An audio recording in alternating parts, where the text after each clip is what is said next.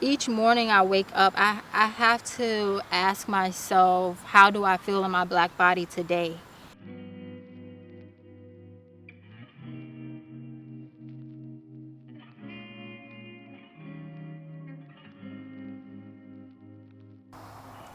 Hello and welcome to Tea Talks. My name is Sid and I am the creator of Roots Holistic, a lifestyle brand promoting mindful living.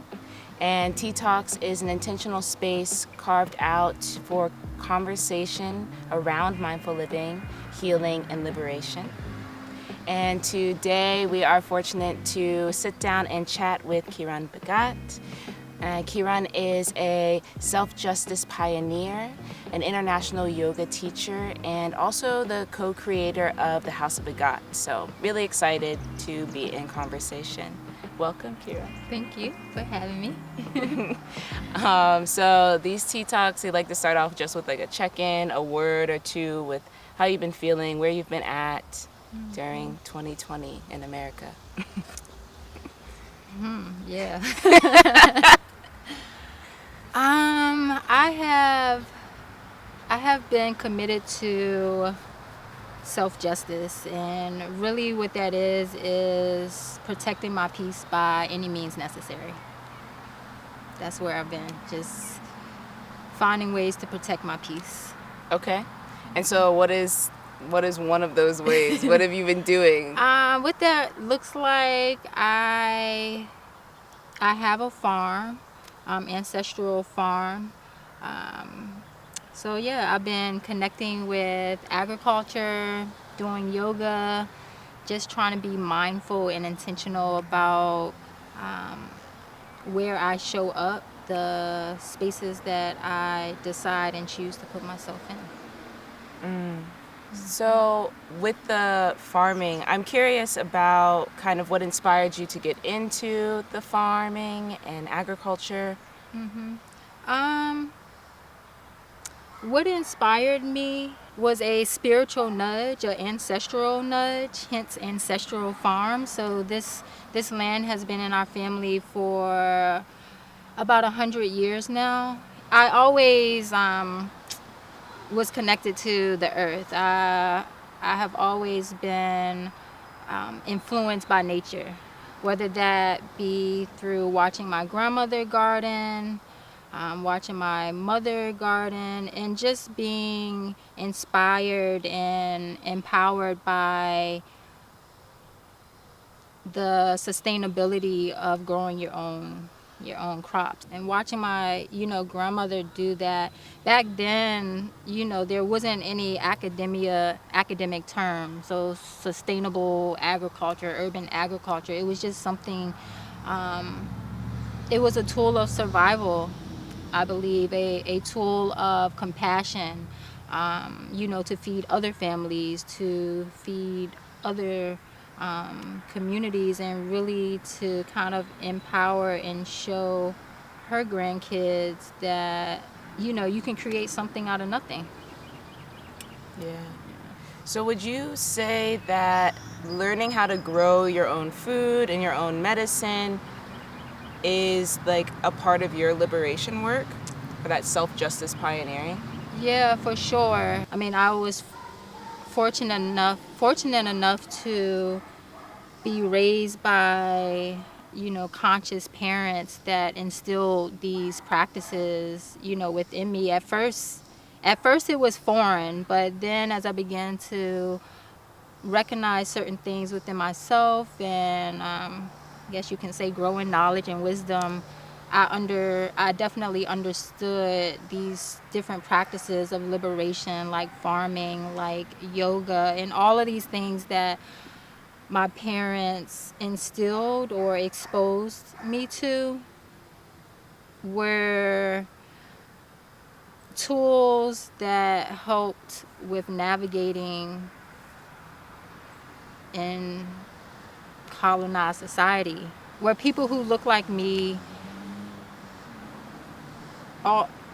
almost always were not treated fairly. So how do you sustain a strong mind? How do you sustain a positive outlook on on life and where you want to go. And of course, there's challenges and different things do different things do get in the way of your desires. But for me, it was the choosing of, well, I have these different outlets that I can educate myself on. And education is also a practice of liberation.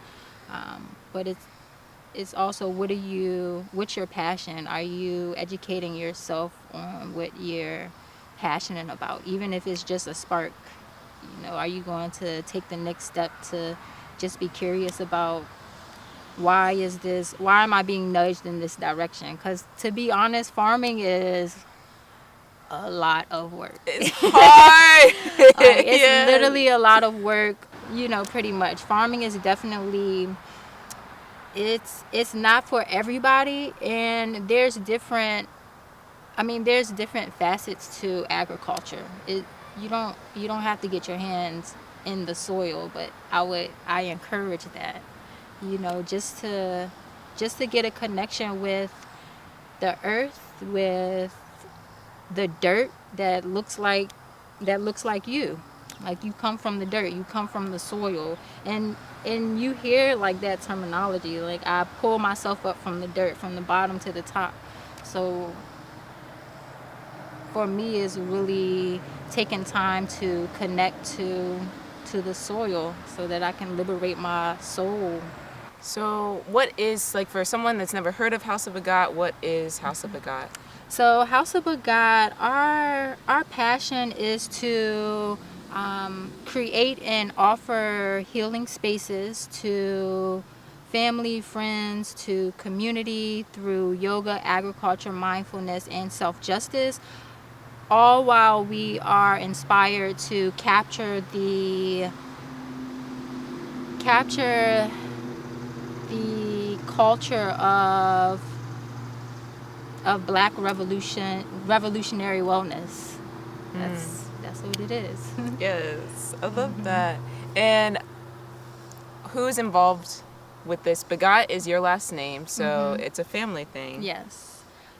So yeah, it's definitely a family thing. I come from a blended family in which all of us hold this name, this legacy, Bhagat, which means a gift from God.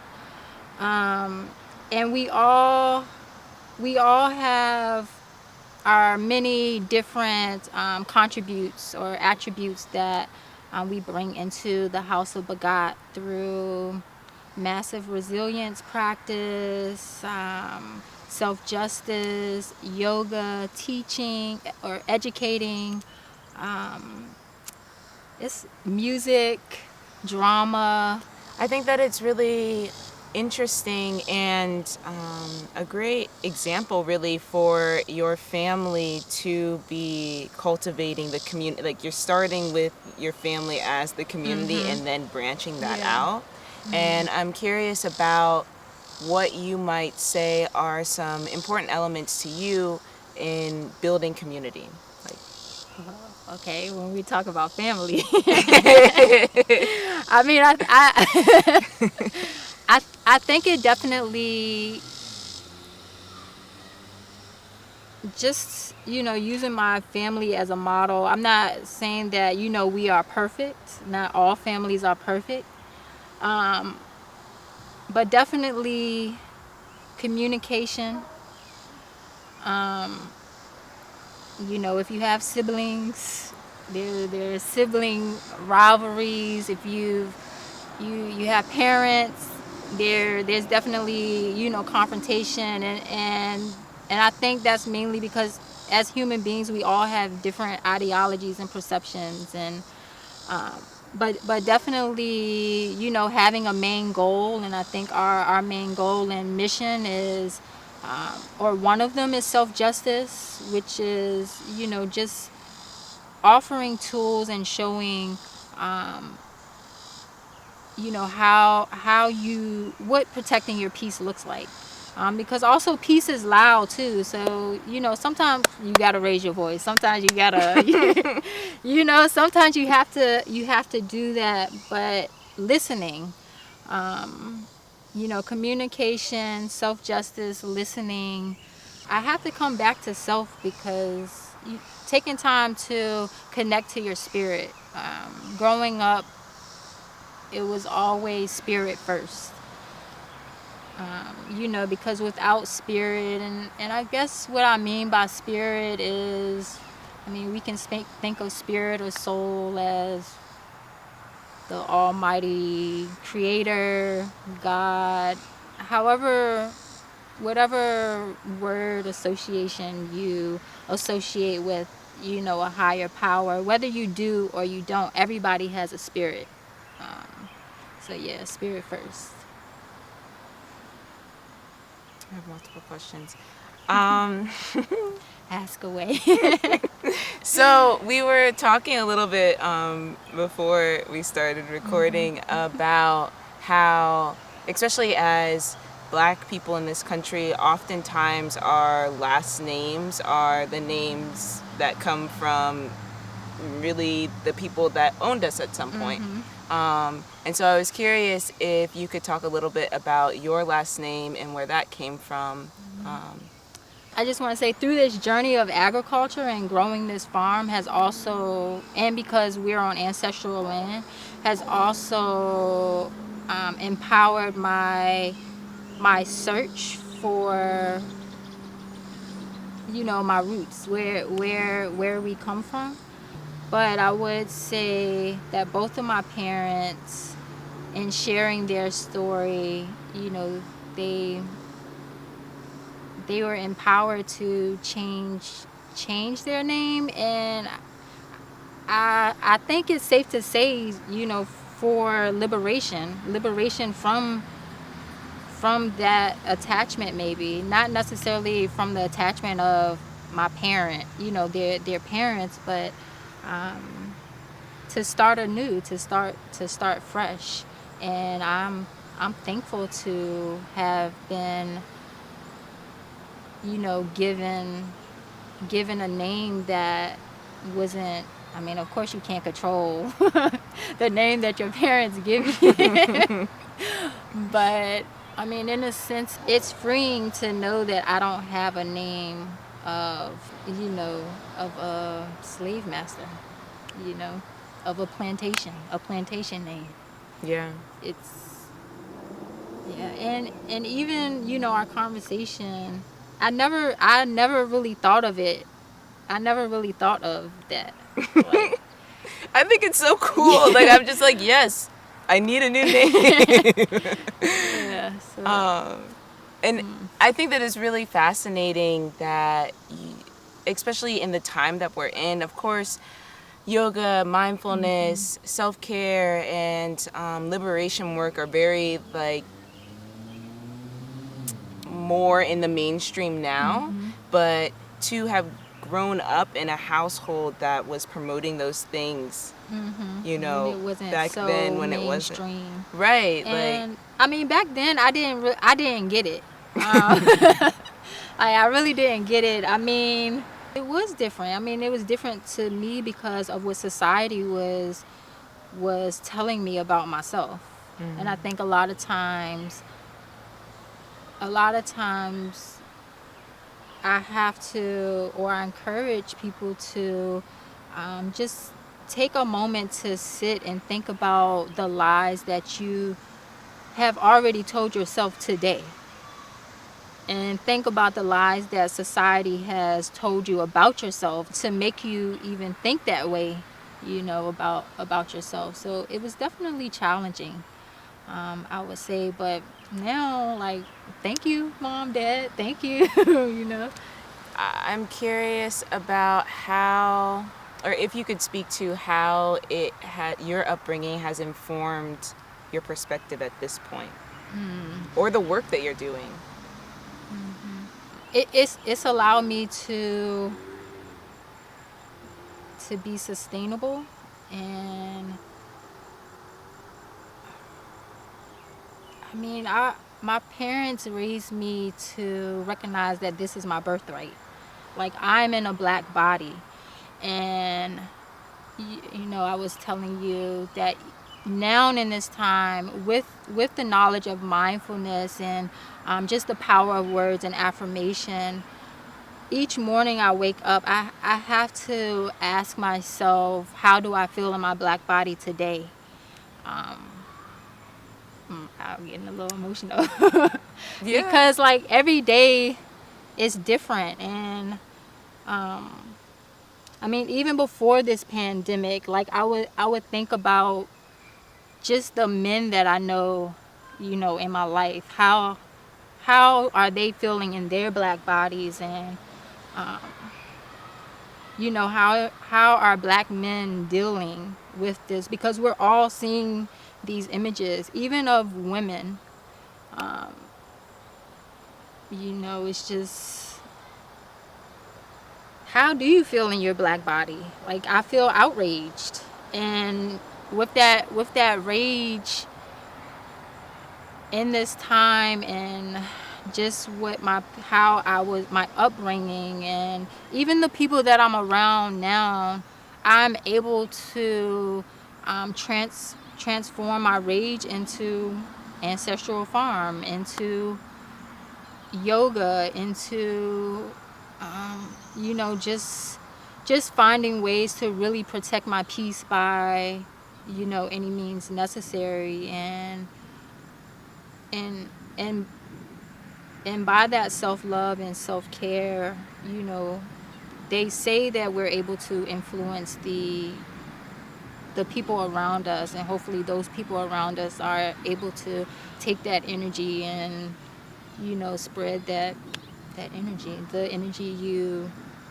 give is the energy you receive. Well, I like what you're saying about, because I think that one, asking the question, how do I feel in my black body, is very important. And also to acknowledge that feeling grief or feeling anger are not bad things to feel. They're very natural reactions to the history that we are like, that we've lived through, whether in this body or ancestrally. And even I think in saying that of grief and anger, a part of self-justice is self-forgiveness. Right, just You sitting know. with the emotion. That's why I like what you said, that you used it, the anger, and put it into Ancestral Farms. Like, I think that there is, like, we can't stop at just acknowledging the emotions, but it's like, okay, how am I going to use this to fuel my own empowerment, my own Yeah. liberation? I wanted to know if you could open up a little bit more about what you believe the dreams of your ancestors are. First, I can say, I mean, the dream is definitely influenced by greats like Maya Angelou. I'm just going to name some of my friends. Maya Angelou, Nina Simone, Malcolm X, James Baldwin, of course, you know, Stokely Carmichael, Marcus Garvey. It's hearing those speeches and hearing their dream for us, like for this generation. Just taking that dream and my dream and the knowledge of, you know, your dream, your imagination also being a practice and power of liberation, and just really,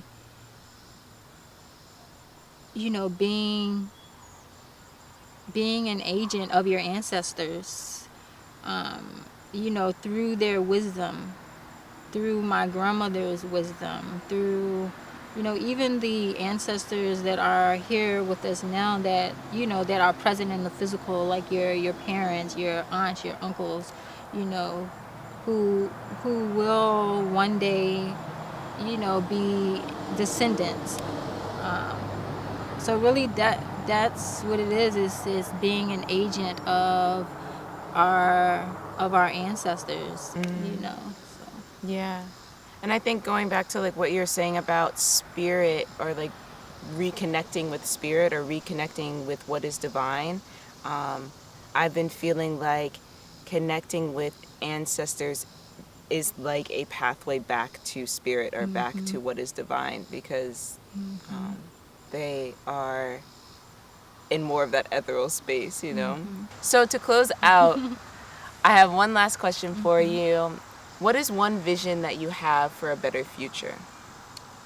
I want for all to have spirituality, to connect back to their spirit again through whatever it is that you're passionate about. You know, you have to connect to spirit. You have to, it's period. Period. Like, you Done. have, Connect you with your have spirit, to, y'all. yeah. So But healing really. and rebuilding our communities. That's the vision that I have. Okay.